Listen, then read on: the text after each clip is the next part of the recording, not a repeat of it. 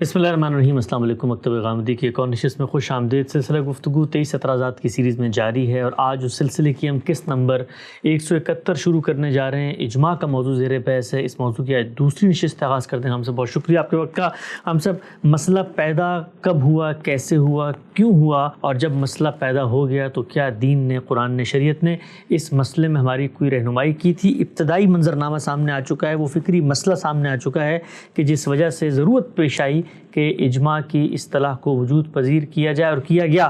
میں چاہتا ہوں سلسلہ گفتگو کو وہیں سے جوڑیں اور بتائیے کہ آپ نے کہا تھا قرآن نے اس مسئلے کا ایک عملی حل بتایا تھا، امرہم شورا بینہم، کیسے بتایا تھا، وہ آیت ہی بات کیسے کہتی ہے، اور پھر رسالت مآب صلی اللہ علیہ وسلم نے خود اس سارے مسئلے کو کیسے دیکھا۔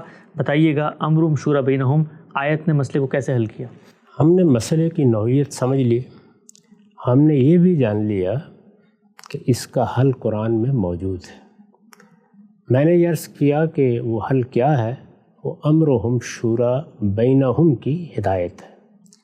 یہ 3 لفظوں کا ایک جملہ ہے۔ اس جملے سے کیا چیزیں واضح ہوتی ہیں، اس کے مضمرات کیا ہیں، ان کو مختلف اہل علم بیان کرتے ہیں۔ میں نے بھی اپنی کتاب میزان میں ان مضمرات کو واضح کرنے کی کوشش کی ہے۔ اس میں سے چند اقتباسات میں آپ کے سامنے رکھتا ہوں تاکہ نوعیت واضح ہو جائے۔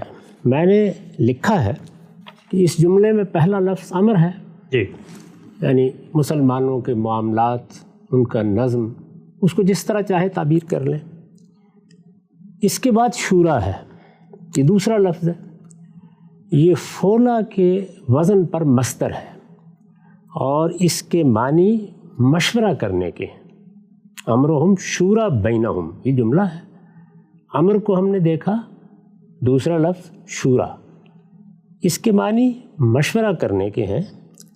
آیت زیر بحث میں اس کے خبر واقع ہونے سے جملے کا مفہوم اب وہ نہیں رہا جو شاورہم فی الامر فَإِذَا عَزَمْتَ فَتَوَكَّلْ عَلَى اللَّهِ میں ہے۔ یہ سورہ آل عمران کی آیت ہے جس کا میں نے حوالہ دیا، آیت 159۔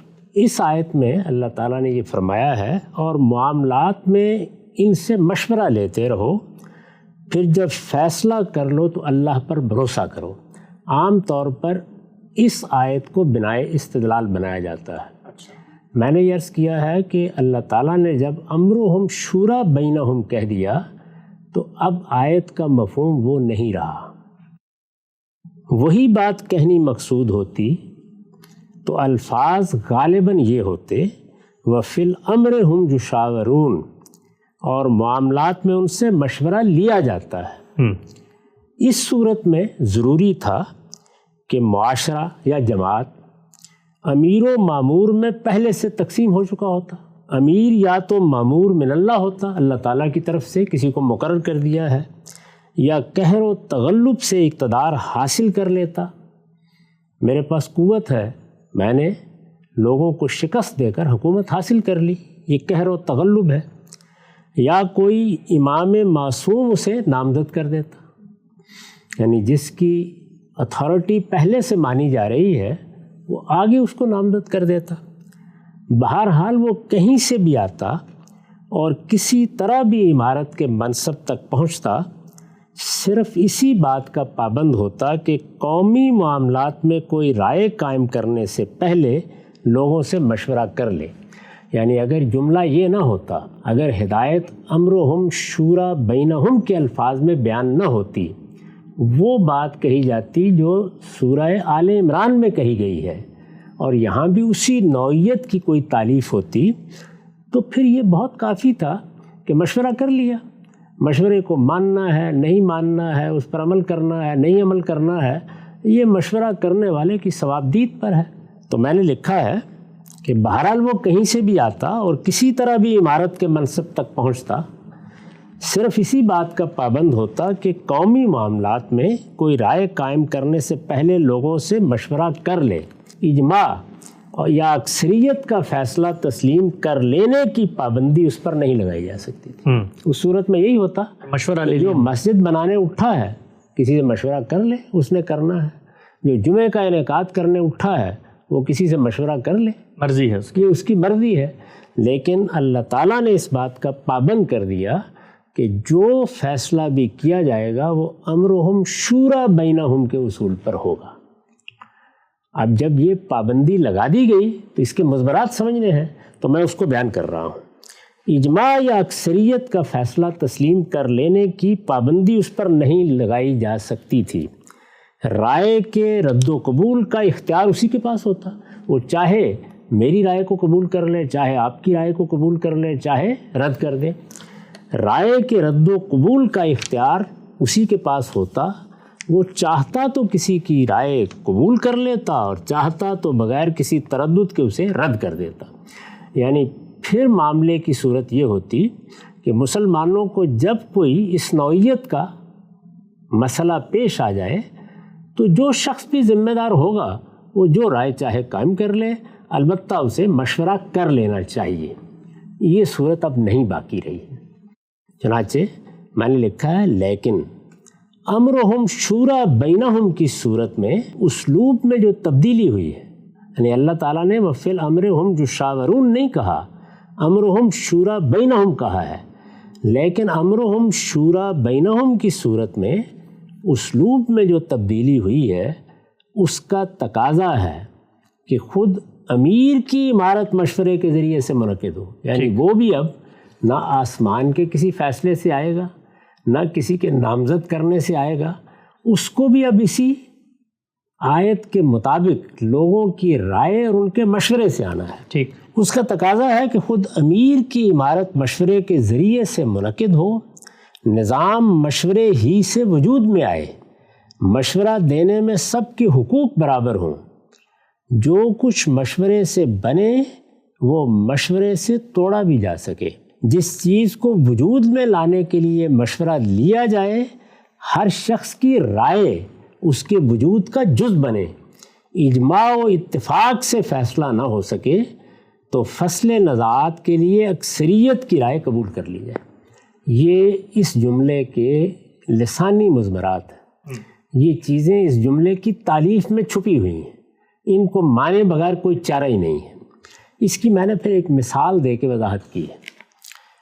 ہم اپنی زبان میں مثال کے طور پر یہ کہیں کہ اس مکان کی ملکیت کا فیصلہ 10 بھائیوں کے مشورے سے ہوگا، تو اس کے صاف معنی یہی ہوں گے کہ 10 بھائی ہی فیصلہ کرنے کے مجاز ہیں، یعنی فیصلہ کرنے کی اتھارٹی انہی کے پاس ہے.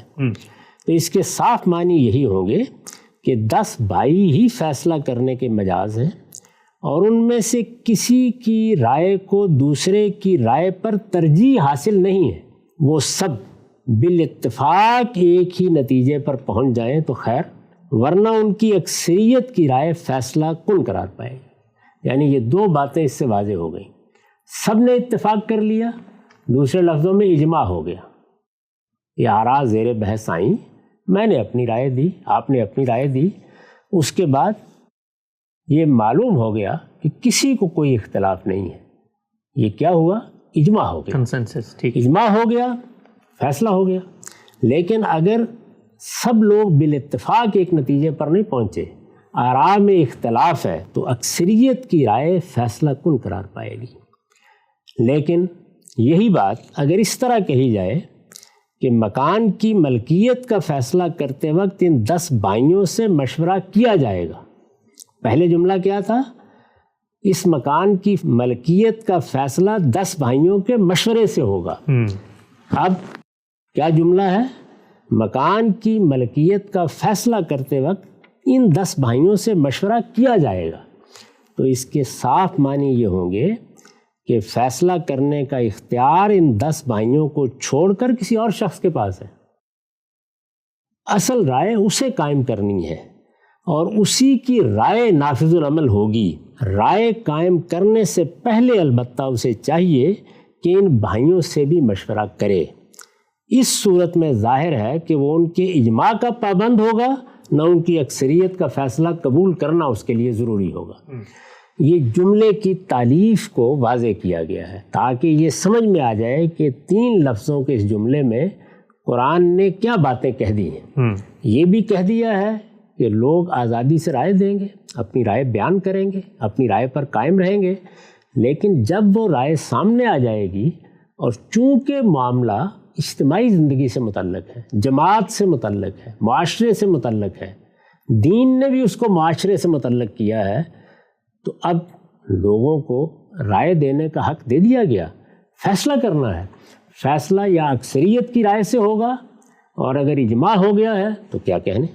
میں نے لکھا ہے ہمارے نزدیک چونکہ مسلمانوں کے نظم اجتماعی کی اساس امرہم شورا بینہم ہے، یعنی یہی جملہ ہے، یہی آیت ہے، یہی حکم ہے، یہی ہدایت ہے جو اس معاملے میں دی گئی ہے، اس لیے ان کے امراء و حکام کا انتخاب اور حکومت و عمارت کا انعقاد مشورے ہی سے ہوگا، اور عمارت کا منصب سنبھالنے کے بعد بھی وہ یہ اختیار نہیں رکھتے کہ اجتماعی معاملات میں مسلمانوں کے اجماع یا اکثریت کی رائے کو رد کر دیں، وہ بھی یہ اختیار نہیں رکھتے۔ ٹھیک، اولو الامر کو بھی یہ اختیار حاصل نہیں، تو مجھے کیسے ہو سکتا ہے، آپ کو کیسے ہو سکتا ہے؟ ٹھیک، یعنی رائے رد نہیں کی جا سکتی، رائے سے اختلاف کیا جا سکتا ہے۔ اسی بات کو ہمارے دور کے ایک جلیل القدر عالم مولانا سید ابو العلا صاحب مودودی نے تفہیم القرآن میں بڑی خوبی کے ساتھ واضح کیا ہے۔ انہوں نے اس کے جو مضمرات بیان کیے ہیں وہ 5 ہیں، ان میں سے 4 ہماری اس وقت کی بحث سے متعلق نہیں ہیں، اور میں صرف اس کا آخری نقطہ آپ کے سامنے رکھتا ہوں۔ انہوں نے لکھا ہے پنجم یہ کہ جو مشورہ اہل شورا کے اجماع، قوسین میں انہوں نے لکھا ہے اتفاق رائے، پنجم یہ کہ جو مشورہ اہل شورا کے اجماع اتفاق رائے سے دیا جائے یا جسے ان کے جمہور، یہاں پھر انہوں نے قوسین میں لکھا ہے اکثریت، پنجم یہ کہ جو مشورہ اہل شورا کے اجماع اتفاق رائے سے دیا جائے یا جسے ان کے جمہور اکثریت کی تائید حاصل ہو اسے تسلیم کیا جائے، کیونکہ اگر ایک شخص یا ایک ٹولہ سب کی سننے کے بعد اپنی منمانی کرنے کا مختار ہو تو مشاورت بالکل بے معنی ہو جاتی ہے۔ اللہ تعالیٰ یہ نہیں فرما رہا ہے کہ ان کے معاملات میں ان سے مشورہ لیا جاتا ہے، یہ دیکھیے وہی استدلال ہے جس کی میں نے پیچھے وضاحت کی ہے۔ اللہ تعالیٰ یہ نہیں فرما رہا کہ وَفِي الْأَمْرِ هُمْ يُشَاوِرُونَ، جو بات اللہ تعالیٰ نے فرمائی ہے وہ کچھ اور چیزوں کا تقاضا کر رہی ہے۔ اللہ تعالیٰ یہ نہیں فرما رہا ہے کہ ان کے معاملات میں ان سے مشورہ لیا جاتا ہے، بلکہ یہ فرما رہا ہے کہ ان کے معاملات آپس کے مشورے سے چلتے ہیں۔ اس ارشاد کی تعمیل محض مشورہ لے لینے سے نہیں ہو جاتی، بلکہ اس کے لیے ضروری ہے کہ مشاورت میں اجماع یا اکثریت کے ساتھ، یہ پھر سن لیجئے، بلکہ اس کے لیے ضروری ہے کہ مشاورت میں اجماع یا اکثریت کے ساتھ جو بات طے ہو اسی کے مطابق معاملات چلیں۔ یہ تفہیم القرآن کی جلد 4 ہے اور صفحہ 509، اس سے میں نے یہ اقتباس پڑھا ہے۔ اس سے یہ بات بالکل واضح ہو گئی کہ جتنے معاملات بھی ہماری اجتماعی زندگی سے متعلق ہوں گے، وہ دینی ہو یا دنیوی، نماز ہے، عبادت ہے، مسجد ہے، قرآن کی اشاعت ہے، اسی طرح گنتے چلے جائیے۔ میں نے حج و عمرہ کی مثالیں بھی دے دی تھی۔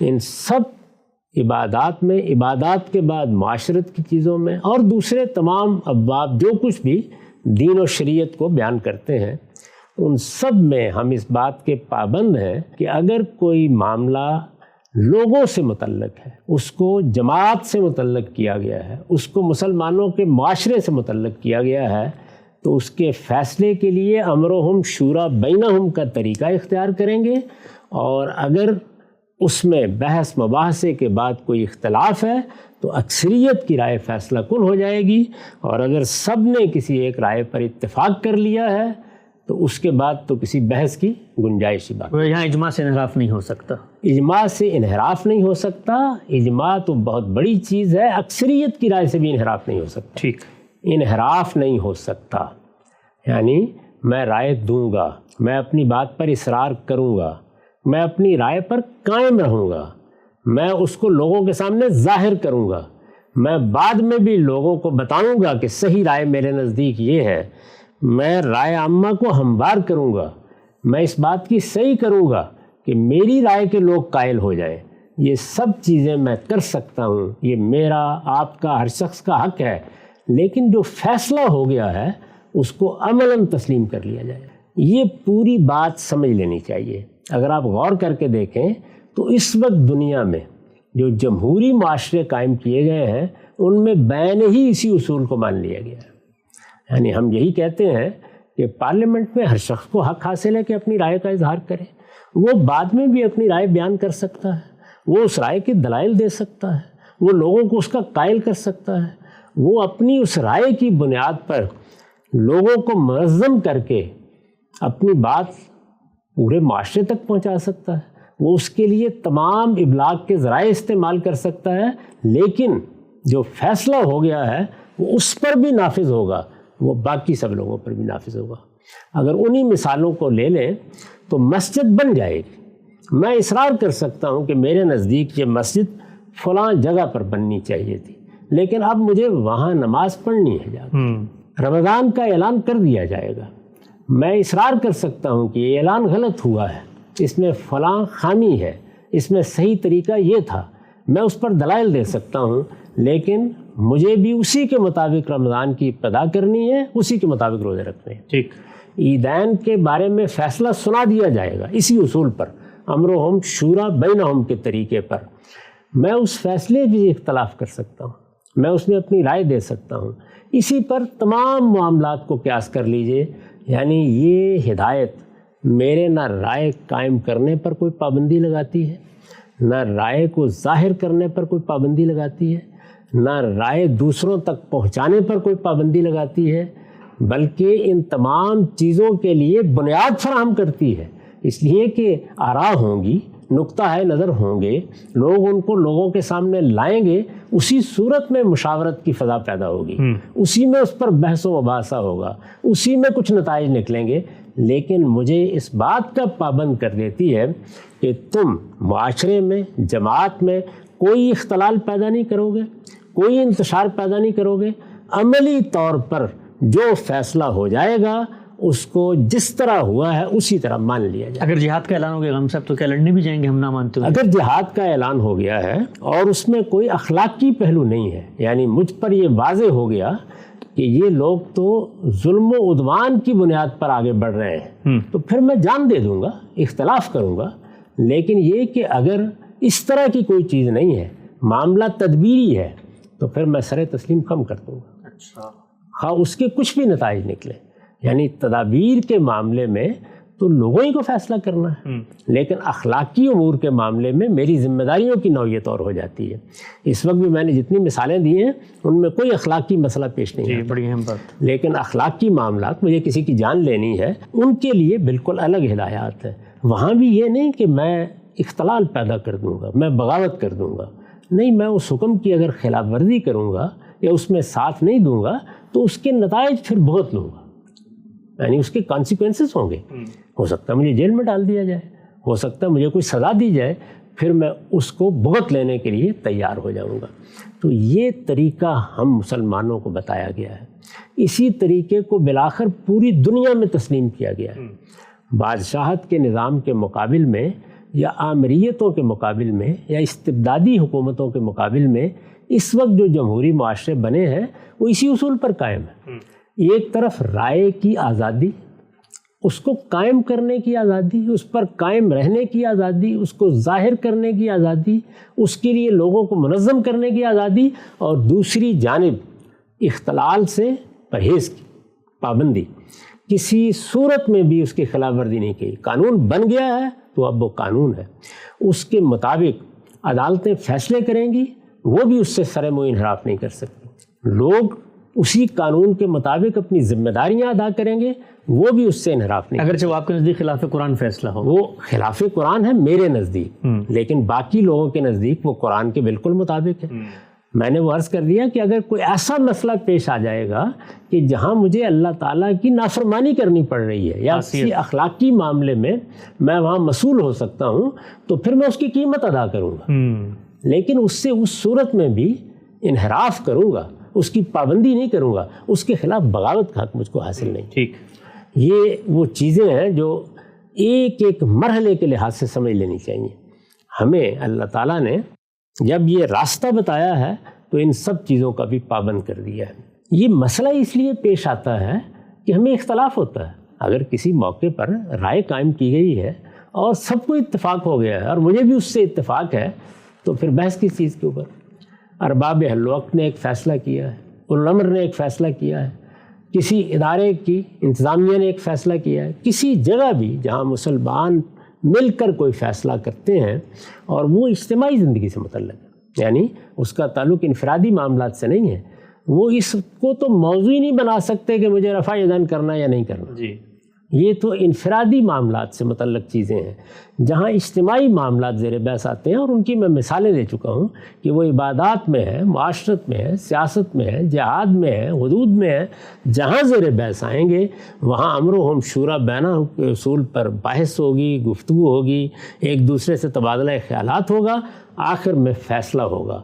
وہ فیصلہ جب ہو جائے گا تو سب اس کے سامنے سر تسلیم کم کر دیں گے، عملاً سر تسلیم کم کر دیں گے۔ اختلاف باقی رہے گا، اختلاف اس کے بعد بھی ظاہر کیا جا سکے گا، عملاً سر تسلیم کم کر دیں گے۔ یہ بات کہ وہ عملاً سر تسلیم کم کر دیں، اس کو رسالت مآب صلی اللہ علیہ وسلم نے ایک بڑی خوبصورت تعبیر دی ہے۔ وہ تعبیر ہے التزام جماعت۔ یہی الفاظ آپ نے استعمال کیے ہیں، یعنی مسلمانوں کا نظم اجتماعی اکثریت سے کسی رائے پر پہنچ گیا یا سب نے مل کے ایک فیصلہ کر لیا۔ اب فرد کا یہ کام نہیں ہے کہ وہ اس سے الگ ہو کے کھڑا ہو جائے، اسے یہاں جماعت کے ساتھ، نظم اجتماعی کے ساتھ متعلق رہنا ہے۔ جو کچھ کرنا ہے سب کے ساتھ مل کے کرنا ہے۔